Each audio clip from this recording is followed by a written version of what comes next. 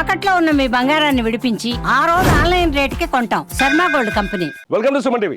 ఈ బడ్జెట్ నిజంగా దేశ ప్రజలకి పెద్ద పెద్ద వరాల్ని మోసుకొచ్చిందని చెప్పాలి. చాలా పాజిటివ్ బడ్జెట్. గడిచిన 10 ఏళ్ళు పరిపాలించింది మోదీ సర్కార్. ఇది మూడోసారి మోదీ 3.0 నడుస్తుంది.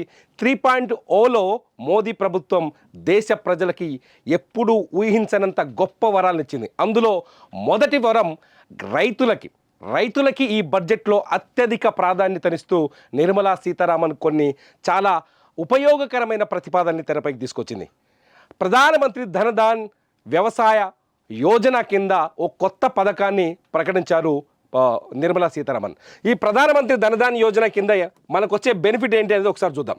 ప్రధానమంత్రి ధనధాన్ యోజన కింద మొట్టమొదటి బెనిఫిట్, దేశంలో వీళ్ళ లక్ష్యం ఏంటంటే దేశంలో వ్యవసాయ ఉత్పత్తుల్ని పెంచడం, వ్యవసాయ ఆధారిత సంస్థల్ని పెంచడం, ఆధారిత పరిశ్రమల్ని పెంచడం, పళ్ళు కూరగాయలు వంటి అంటే ఆరోగ్యానికి ఉపయోగపడే, భారతదేశ ప్రజల ఆరోగ్యాన్ని కాపాడగలిగే వ్యవసాయ ఉత్పత్తులని మరింత స్థిరీకరించడం, ఇంకా వాటిని పెంచి రైతుల్ని ప్రోత్సహించాలన్నది ఈ యోజన యొక్క ముఖ్య ఉద్దేశంగా తెలుస్తోంది.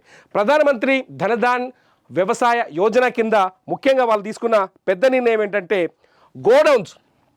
గ్రామీణ ప్రాంతాల్లో వ్యవసాయానికి అతిపెద్ద మైనస్ గోడౌన్స్. ఎందుకంటే పండించిన పంటని దాచి సరైన సమయంలో అమ్ముకునే అవకాశం రైతుకు కల్పించాలి.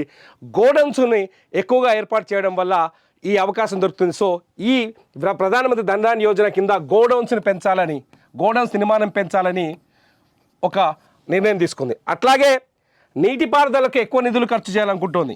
నీటిపారుదల పైన ఎక్కువ నిధులు ఖర్చు చేయాలని చూస్తోంది. అట్లాగే రుణ సౌకర్యాలు పెంచే